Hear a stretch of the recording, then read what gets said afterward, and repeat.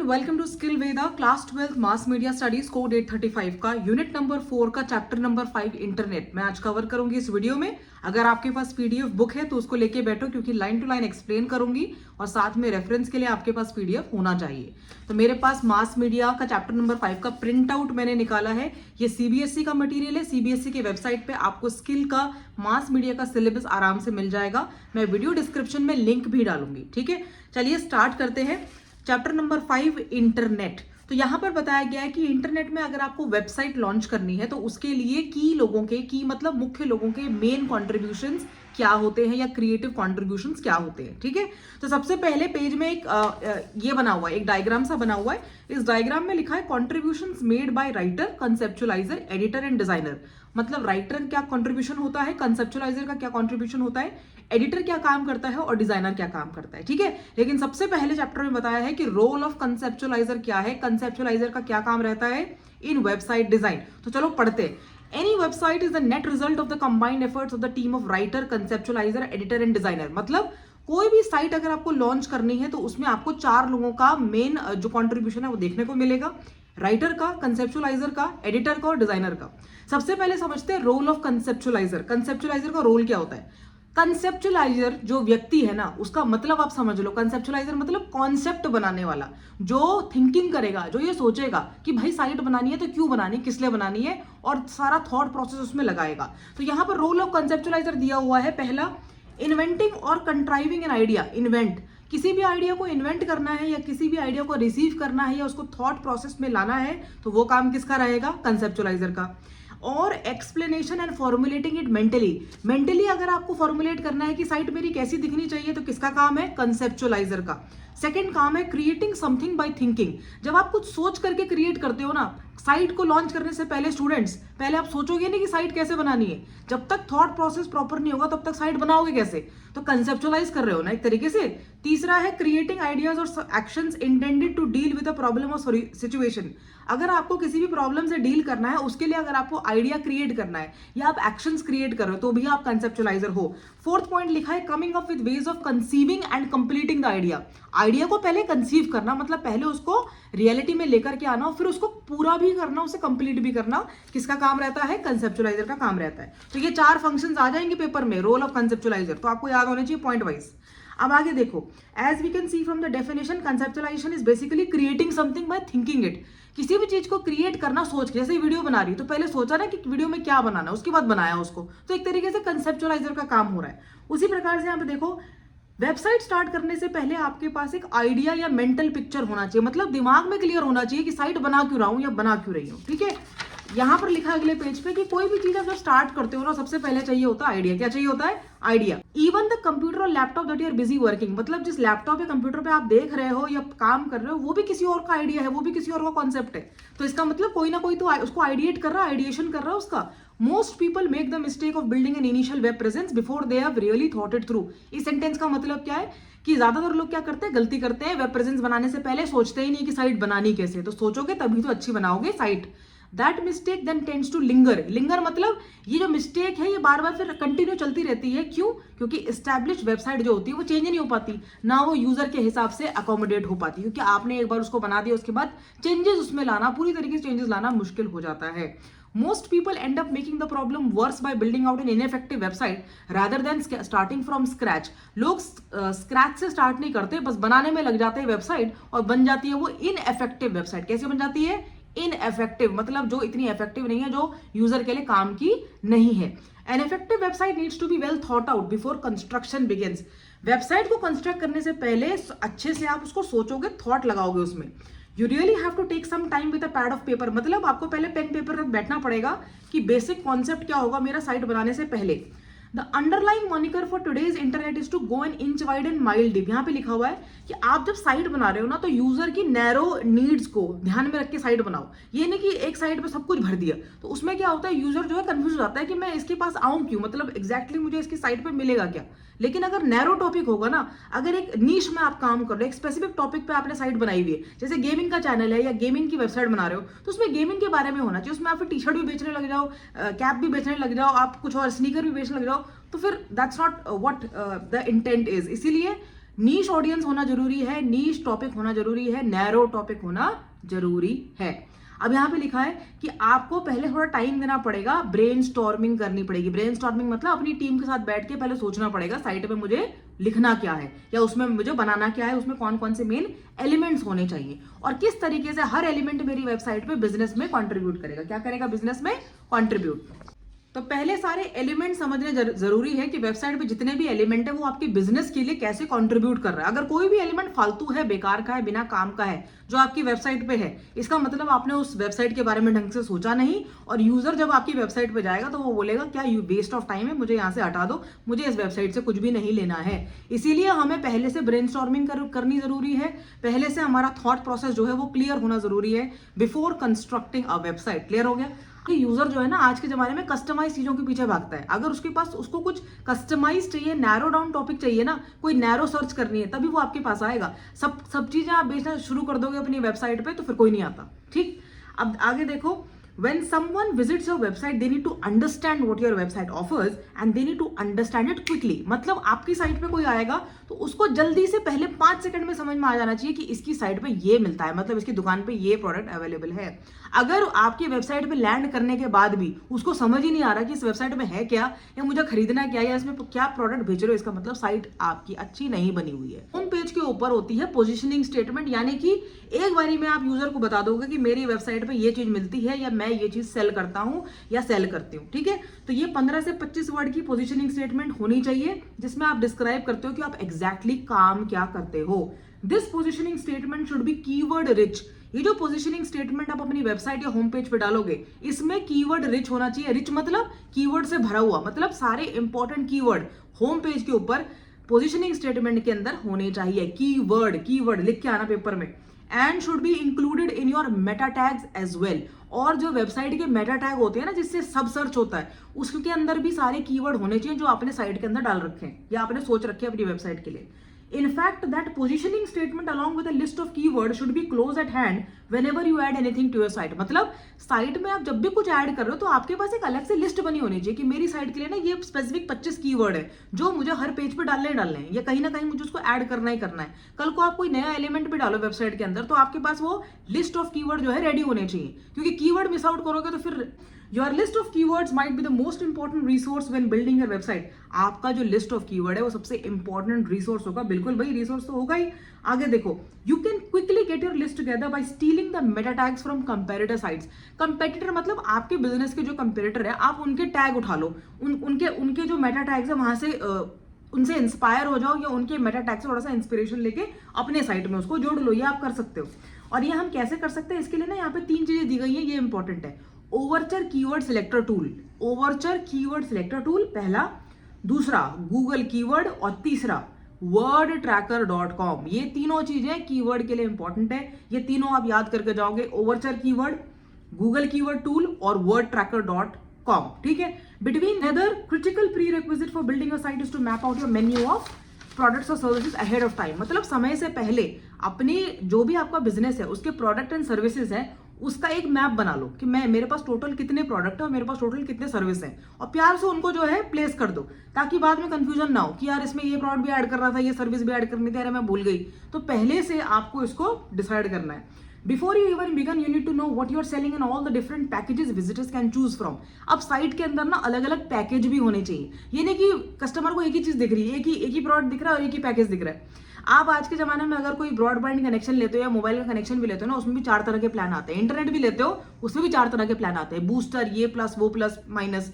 तो वो किस लिए होते हैं, ताकि यूजर को वैरायटी दिखे, अरे वाह इतनी सारी वैरायटी है, कोई सा भी प्लान आप इसमें से चूज कर सकते हो। हम ये प्राइस रेंजेस इसीलिए बनाते हैं क्योंकि हम चाहते हैं visitors should see an impressive breadth of products right away, establishing your credibility within the field. तो अगर जो यूजर है, जो कस्टमर है, वो महंगे वाले प्लान देखता है तो वो देखेगा अच्छा इसकी कैपेबिलिटी इतनी भी है, मतलब ये ज्यादा काम भी कर सकता है, मतलब इसके पास और भी सर्विसेज हैं ऐड करने के लिए, बेसिक ही नहीं जानता है। तो अगर आप कोई भी सर्विस बेच रहे हो तो उसमें अगर बेसिक है, इंटरमीडिएट है, एडवांस्ड है, तो अगर आप तीनों पैकेज दिखाओगे तभी तो यूजर को इंटरेस्ट आएगा। अच्छा एडवांस लेवल पे इतने फीचर्स हैं, इंटरमीडिएट में ये है और बेसिक में ये, तो उसको क्लियर आइडेंटिफिकेशन होता है कि ये व्यक्ति जो है इन डेप्थ इस फील्ड के बारे में जानता है और ये ऐसे मतलब काम चलाओ काम यहाँ पे नहीं हो रहा है। अब यहाँ पे दिया हुआ है आपके बुक में वाइनरी का एग्जाम्पल। वाइनरी के एग्जाम्पल में उसने दिया हुआ है कि मेन्यू ऑफ प्रोडक्ट्स हैं जो अराउंड $25 उन्होंने प्राइस कर रखे, लेकिन एक पैकेज उन्होंने डाल रखा है $2,999 का, $2,995 का, $2,995 का लिखा हुआ है इन रियलिटी,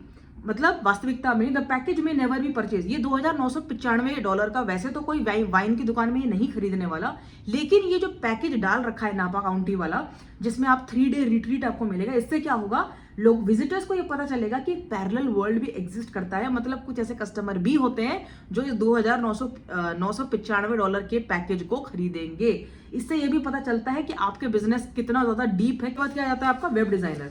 वेब डिजाइनर कौन होता है भाई? Web designer is the person who controls the look and feel of a website. जो व्यक्ति वेबसाइट के लुक और फील को डिसाइड करेगा, that person will be called as the web designer. That person will be called as the web designer. ठीक है, तो web designer क्या करता है? वो वेबसाइट में कोडिंग भी करता है, वो मार्कअप लैंग्वेजेस का इस्तेमाल करता है। लैंग्वेजेस का एग्जांपल दिया हुआ HTML, PHP, जावास्क्रिप्ट एटसेट्रा, और भी भाषाएं हो सकती है। और वेब डिजाइनर जो होता है वेब डिजाइन सॉफ्टवेयर भी इस्तेमाल करता है, जैसे कि कोल्ड फ्यूजन और ड्रीम वीवर। ठीक है, ग्राफिक्स भी वही डिसाइड करेगा, लोगो कैसा होगा, बैकग्राउंड इमेजेस कैसी होंगी, बैनर कैसा होगा, ये सारी चीजें किसके हाथ में है? वेबसाइट डिजाइनर के हाथ में है। Website designer is the person who will control all these things. Web designer is the one who keeps the other websites issues in mind. Multiple browser support. Multiple browser support मतलब एक browser पे चल रहा है, जैसे Mozilla Firefox पे कैसे चल रही है, क्रोम पे कैसे चल रही है, MSN पे कैसे चल रही है, तो अलग अलग ब्राउजर पे साइट कैसे चल रही है, वो कौन ध्यान रख रहा है? वेब डिजाइनर ध्यान रख रहा है। एक्सेसिबिलिटी इश्यूज का भी कौन ध्यान रख रहा है? वेब डिजाइनर ध्यान रख रहा है। एक्सेसिबिलिटी मतलब मोबाइल में कितना अच्छा एक्सेसिबल है, डेस्कटॉप वर्जन कैसा है, व्हाट्सएप पे है कि नहीं, बाकी सोशल नेटवर्किंग पे है कि नहीं, कितना एक्सेसिबल है। इफेक्टिव कम्युनिकेशन के लिए चाहिए। कम्युनिकेशन का मतलब पहले समझो। कम्युनिकेशन क्या होता है? It is a word with a rich history. Communication जो वर्ड है वो आता है लैटिन वर्ड से, कम्युनिकेयर से। इनका मतलब क्या होता है? Communication is a word with rich history, जो कि कहां से आया है? लैटिन वर्ड से आया है, कम्युनिकेयर से आया है, और इसका मतलब होता है इम्पार्ट करना, शेयर करना, या फिर मेक कॉमन करना। ठीक है, it became part of the English language in the 14th and 15th century. तो क्या हुआ, 14वें और 15वें सेंचुरी में ये जो वर्ड है कम्युनिकेशन बड़ा ही पॉपुलर हुआ। ठीक है, अब यहाँ पे देखो, when a designer creates a website, जब एक वेब डिजाइनर एक वेबसाइट क्रिएट करता है तो वो उस वेबसाइट के थ्रू कुछ एक्सप्रेस करना चाहता है, मतलब कुछ फील, लुक उसका एक्सप्रेस करना चाहता है। If someone is creating a site for themselves, अगर कोई व्यक्ति अपने लिए खुद के लिए साइट डिजाइन कर रहा है तो मोटिवेशन अलग हो सकता है, लेकिन अगर डिजाइनर दूसरे के लिए वेबसाइट डिजाइन कर रहा है तो उसको दूसरे व्यक्ति के इंटेंट का पता होना जरूरी है, और ये भी पता होना जरूरी है कि कम्युनिकेशन स्टाइल क्या होगा, कम्युनिकेशन करना क्या है और कैसे करना है। तो ये तो बात करनी पड़ेगी किससे? कंसेप्चुअलाइजर से या फिर बिजनेस के ओनर से। तभी तो लिखा है, अगले पेज पे आ जाओ, not only must a single page in a website make sense by itself, but it must also fit into the site structure to give it relevant meaning. मतलब वेबसाइट की सिंगल पेज पे सारी designing अच्छी होनी जरूरी नहीं है, जरूरी ये है कि आपके जो वेबसाइट के अलग अलग एलिमेंट्स है वो साइट के स्ट्रक्चर के अंदर बढ़िया से फिक्स हो जाए, मतलब लेआउट उसका बढ़िया होना चाहिए। Web page should not be an island because it decreases the meaning of it without the context. मतलब वेब पेज जो होना चाहिए उसमें उसके अंदर कुछ कॉन्टेक्स्ट होना चाहिए, एक थीम चलनी चाहिए सारे पेजेस के अंदर। ठीक है, आगे देखो, एज अ डिजाइनर, डिजाइनर की फर्दर रोल क्या है? Without a clear plane plan a website can become a chaotic mess. अगर डिजाइनर के पास प्रॉपर प्लान नहीं है तो वेबसाइट एक क्योटिक मैस बन सकती है। इसलिए इंपॉर्टेंट है कि कम्युनिकेशन प्रोसेस क्लियर हो। साथ ही वेबसाइट के एक और एलिमेंट की बात यहाँ पर की गई है जो है यूजेबिलिटी। यूजेबिलिटी का मतलब है कि यूजेबिलिटी का मतलब है कि यूजर कितने आसानी से आपकी वेबसाइट को इस्तेमाल कर सकता है। कहीं वो बीच में अटक तो नहीं रहा, कहीं वो उसके बग्स तो नहीं आ रहे, कहीं वो कंफ्यूज तो नहीं हो रहा, कहीं उसको केओस तो नहीं लग रहा। तो ये सारी चीजें कौन इंश्योर करता है? Web designer. अब आ जाओ role of an editor. Editor का क्या काम होता है in website designing? Web editor जो होता है वो डेवलप करता है कंटेंट और editorial plan of a website, और ये जो एडिटर होता है ये टीम के साथ वर्क करता है। और इस टीम में कौन कौन होते हैं? क्रिएटिव डायरेक्टर, एक राइटर, डिजाइनर और इंफॉर्मेशन आर्किटेक्ट। आपकी बुक में लिखा हुआ है। आगे देखो, web editors at different types of companies have varying responsibilities. मतलब अलग अलग कंपनी में जो अलग अलग वेब एडिटर है उनकी अलग अलग रिस्पॉन्सिबिलिटीज रहती हैं। लेकिन अगर आप एक वेब डेवलपर के लिए काम करते हो तो आपको ओरिजिनल कंटेंट प्रोड्यूस करना पड़ेगा। अब यहां पर क्वेश्चन आएगा कि what is the role of an editor in website? तो इसका आंसर क्या है? The editor's work is writing, the editor's work is creating product description, the editor's work is creating a script. Editor का ये भी काम होता है, क्या काम होता है एडिटर का? कॉपी एडिटिंग और प्रूफ रीडिंग। तो यहाँ पे 5 फंक्शंस आप याद कर लेना कि एडिटर को क्या क्या काम करने पड़ते हैं। सबसे पहले एडिटर को क्या काम करना पड़ता है? कंटेंट को डेवलप करना पड़ता है या एडिटोरियल प्लान को डेवलप करना पड़ता है। सेकंड, एडिटर का काम होता है कि ब्रॉड रेंज ऑफ राइटिंग उसको दिखानी होती है, चाहे वो शॉर्ट आर्टिकल लिखना हो, चाहे वो प्रोडक्ट का डिस्क्रिप्शन लिखना हो, चाहे वो एक लंबी स्क्रिप्ट लिखना हो। तीसरा काम रहता है प्रूफ रीडिंग का, मतलब कोई गलती ना हो, ग्रामेटिकल मिस्टेक्स ना हो, वो भी किसका काम है? एडिटर का काम है वेबसाइट के ऊपर, ठीक है। चौथा काम उसका है कॉपी एडिटिंग, मतलब कॉपी लिखना, मतलब कोई भी सेल्स की स्क्रिप्ट लिखनी है, कोल्ड ईमेल का स्क्रिप्ट लिखना है, वो सब किसका काम है? एडिटर का काम है वेबसाइट के ऊपर, ठीक है। तो ये 4-5 फंक्शंस किसके हैं? आपके एडिटर के हैं, जो आपको याद रखने हैं, क्योंकि क्वेश्चन आ सकता है कि what is the role of a editor in website, ठीक है। अब यहाँ पे लिखा हुआ है the online world is one of interactivity which may involve creating single loop feedbacks such as real time poll. मतलब वेबसाइट पे अगर एडिटर काम कर रहा है तो हो सकता है कि उसको बार बार पोल, रियल टाइम पोल जो है वो डिजाइन करने पड़े। पोल क्या होता है? जहां पर आप एक क्वेश्चन पूछते हो अपने ऑडियंस से और कुछ ऑप्शंस देते हो एंड द ऑडियंस रिस्पॉन्ड्स, ठीक है। तो इस तरह की एंगेजमेंट अगर आपको साइट पे करनी है तो आपको एक अच्छा एडिटर चाहिए होगा। दूसरी चीज ये होती है कि एडिटर को कम्युनिटी ओरिएंटेड पोस्ट भी बनानी पड़ती है, कम्युनिटी को ध्यान में रखते हुए, साथ ही उसको कंटेंट इन्फॉर्मेशन भी प्रोड्यूस करना होता है। अब आगे आ जाओ। Interactive content relies on an understanding of 1-to-1 nature of the web. अगर आपको इंटरएक्टिव मतलब 2 लोगों के बीच में या 4-5 लोगों के बीच में अगर आपको कंटेंट जो है इंटरएक्टिव बनाना है, उसमें इंटरैक्शन हो, तो इसके लिए इंपॉर्टेंट है कि आप वेब के नेचर को समझो, आप इंटरनेट के एक बार नेचर को समझो। तो अब आगे देखो, in the most traditional media. अब यहां पर ना इस पैराग्राफ में लिखा हुआ है एमी गहरान की बात। जो एमी गहरान है वो राइटर है, उन्होंने 3-4 स्टेटमेंट लिखे हुए हैं जो कि डबल इन्वर्टेड कॉमर्स में दिए हुए हैं। तो ये एमी गहरान का अगर क्वेश्चन आ गया ना तो आपको 2-3 लाइनें जो है याद रहनी चाहिए। तो सबसे पहली बात उन्होंने ये कही थी कि once you have written a piece it's done. मतलब प्रिंट मीडिया में एक बार आपने कोई चीज लिख दी, वो छप गई, लेकिन ऑनलाइन राइटिंग प्रोजेक्ट्स में काम कभी खत्म ही नहीं होता। एज पर एमी गहरान वो क्या कहते हैं? Expect to update, revise, expand और ट्विक एग्जिस्टिंग रिटन मटेरियल्स। मतलब साइट पे अगर कोई भी कंटेंट आपने डाला हुआ है तो आप ये एक्सपेक्ट कीजिए कि आपको उसको बार बार अपडेट करना पड़ेगा, आपको उसको बार बार रिवाइज करना पड़ेगा, आपको उसको एक्सपैंड करना पड़ सकता है, या ट्विक मतलब हल्का फुल्का चेंज भी उसको करना पड़ सकता है। और ओकेजनली नहीं, बार बार कंटिन्यूसली बार बार उसको आपको अपडेट करना पड़ेगा। तभी तो साइट में जो है एडिटर फुल टाइम चाहिए ही चाहिए होते हैं, क्योंकि समय समय पे नई नई नीड्स आती है क्लाइंट्स की, तो उस नीड्स के हिसाब से साइट भी चेंज और अपडेट होनी बहुत ज्यादा जरूरी है। पुरानी चीजें उसमें रखोगे तो फिर यूजर समझता है कि बड़े सालों से ही साइट अपडेट नहीं हुई है, तो मैं किसी और साइट से जाके जो है अपनी सर्विसेज को प्राप्त करूंगी, ठीक है। अब आगे देखो, एडिटिंग। अब ये एमी गहरान फिर से कह रही है, editing and project management skills are helpful for any writer. किसी भी राइटर के लिए एडिटिंग और प्रोजेक्ट मैनेजमेंट स्किल्स जो है हेल्पफुल होती है, लेकिन अगर आपके पास बैकग्राउंड है ना एज एन एडिटर या फिर मैनेजिंग एडिटर, तो वो बहुत लुक्रेटिव हो सकता है। यहाँ पे ये भी लिखा हुआ है कि ऑनलाइन पब्लिशिंग वेन्यूज जो होते हैं उनके पास ना कई बार एडिटोरियल टैलेंट का लैक होता है, मतलब होता ही नहीं है। Being an editor as well as being a writer, इससे क्या होगा? ऑनलाइन मीडिया में आपके लिए काफी सारी जॉब्स होंगी। तो अगर आप एक अच्छे एडिटर बन सकते हो, प्लस आप अच्छे राइटर भी हो, आपको कॉपी राइटिंग भी आती है, प्रूफ रीडिंग भी आती है, तो आप बहुत अच्छा काम कर सकते हो ऑनलाइन मीडिया पे। ये कौन कहता है? एमी गहरान। क्लियर है? अब नेक्स्ट पैरा में देखो, एज एन एडिटर आपको क्या आना चाहिए? सबसे पहली चीज HTML। क्या आना चाहिए? HTML। सेकंड चीज, आपको पेज डिजाइन प्रोग्राम्स आने चाहिए। 2 पेज डिजाइन प्रोग्राम्स की एग्जांपल दी है, पहला है ड्रीम वीवर और दूसरा है साइबर स्टूडियो। पहला है ड्रीम वीवर, दूसरा है cyber studio. Dreamweaver, cyber studio, याद रखना। Editor should have an understanding of certain back end tech. Editor के पास क्या होना चाहिए? अंडरस्टैंडिंग होनी चाहिए बैक एंड टेक्नोलॉजी की, ठीक है। फॉर इंस्टेंस मतलब इंस्टेंस मतलब फॉर एग्जाम्पल, उदाहरण के तौर पर अगर आप ई कॉमर्स वेबसाइट के लिए कॉपी लिख रहे हो, कॉपी का मतलब क्या होता है स्टूडेंट्स? कॉपी का मतलब स्क्रिप्ट लिख रहे हो, ठीक है, टेक्स्ट लिख रहे हो, ठीक है। अगर आप ई कॉमर्स वेबसाइट के लिए कॉपी लिख रहे हो तो इंपॉर्टेंट है कि पहले ही समझो कि ऑनलाइन स्टोर काम कैसे करता है। सम HTML knowledge will help you understand the possibilities and limitations of online media. मतलब एडिटर को ये ज्ञान होना बहुत जरूरी है कि HTML क्या होता है, HTML की बेसिक नॉलेज क्या होती है। अब आगे देखो, एडिटर को एम्ब्रेस करनी पड़ती है टेक्नोलॉजी। एडिटर जो होता है वो टेक बेस्ड भी होना चाहिए, क्योंकि आज के जमाने में बिना टेक्नोलॉजी के काम नहीं बनेगा। यहाँ पे लिखा हुआ है, we are at the point now where we are looking for people with web experience, but people who have had some copywriting or print work experience and who can demonstrate a penchant for the medium can earn a junior staff writing position। मतलब आज के जमाने में अगर किसी को writing position चाहिए media में, खासतौर से वेब मीडिया में, तो उसके पास क्या क्या स्किल होने चाहिए भाई? पहली कॉपी राइटिंग की स्किल, दूसरी प्रिंट का वर्क एक्सपीरियंस, तीसरा एडिटिंग स्किल भी अच्छी खासी होनी चाहिए, ठीक है।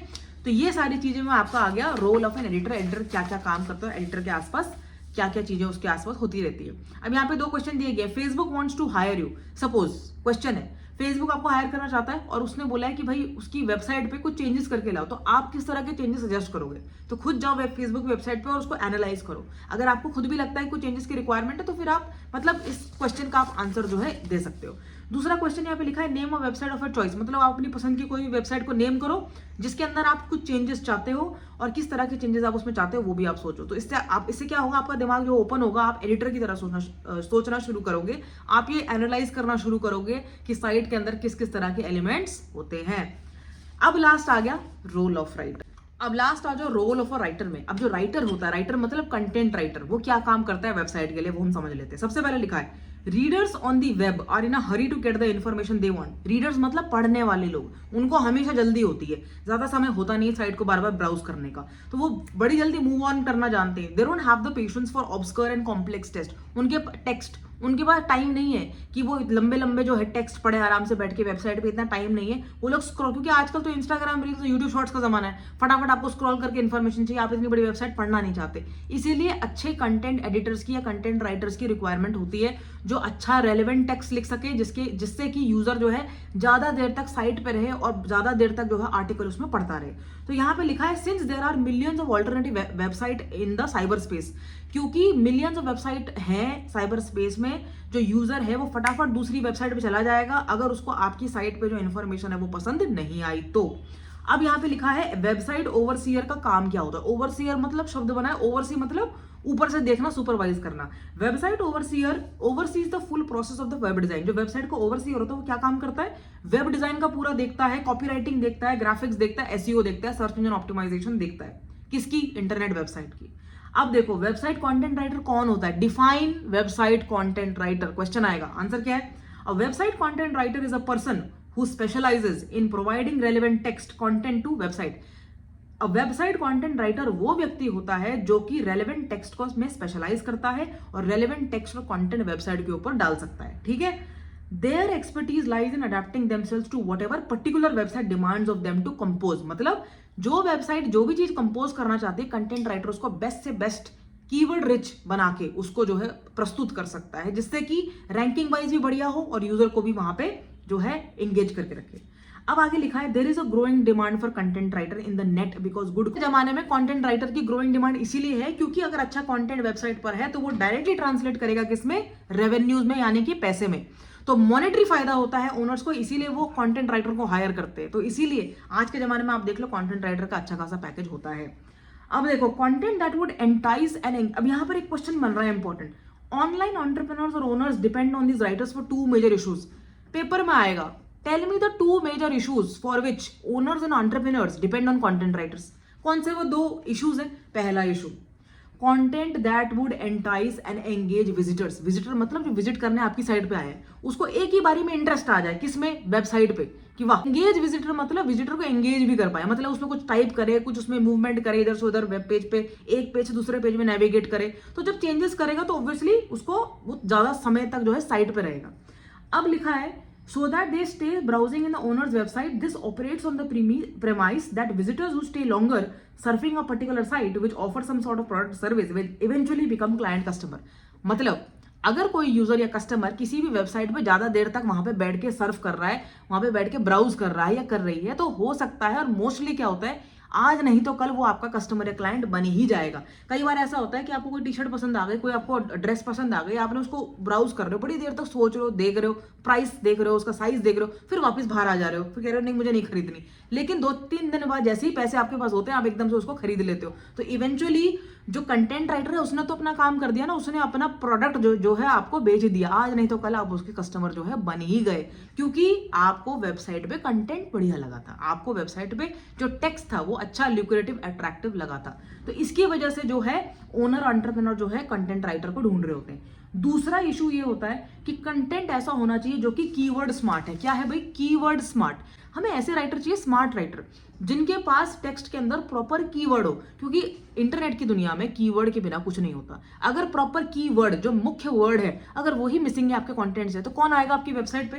कैसे आएगा? अगर मैं जैसे अपनी वीडियो बना रही हूँ उसमें क्लास 12 मास मीडिया कोड 835 ना लिखूं तो आप तक ये वीडियो कैसे पहुंचती? वो प्रॉपर कीवर्ड मैंने लिखा हुआ है ना, तभी तो आप उस कंटेंट तक पहुंच पा रहे हो।